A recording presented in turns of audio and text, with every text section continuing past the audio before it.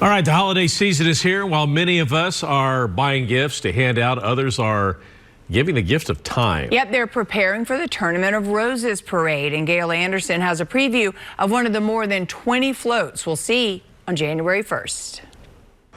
We're getting a first look at the Tournament of Roses parade float for OneLegacy Donate Life. So you see guests and people here, not open to the public, but to hospitals, to doctors, officials who don't know about this nonprofit organization.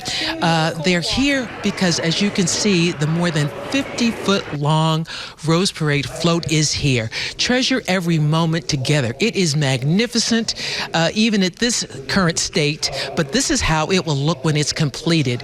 You can see that it is lush. Artistic Entertainment Services, they have lost their minds, if you don't mind my saying that, creating all of this magnificence on this float. Tania Yanaveris, it feels very tropical. It's supposed to be a tropical environment, right? Yes, it is a tropical environment in Southeast Asia, and it features in the centerpiece a beautiful treasure chest, because life is a treasure.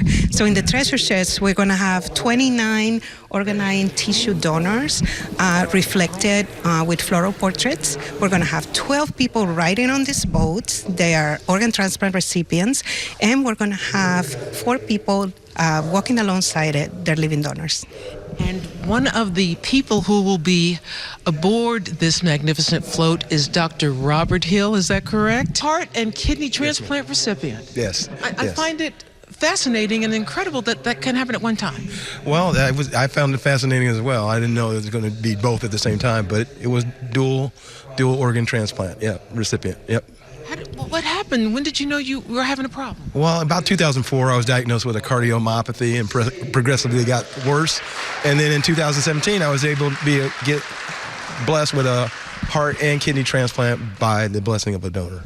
How did you know about OneLegacy? Did you know about OneLegacy? I did not know about OneLegacy until I was nominated from Cedars-Sinai to participate in the Rose Parade. You decided to become a living donor at the age, woman never tells her age, but I'm sorry, at the age of 33. You're 34 now. Yes, I am 34. I am a living liver donor, and I have the honor of walking alongside the OneLegacy Donate Life float for the Rose Parade, and I am so excited.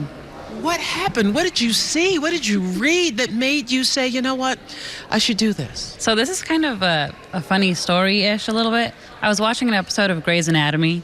There's an episode where Meredith Grey donates a portion of her liver to her father. And I was watching and I was like, what in the world? Is that an actual thing?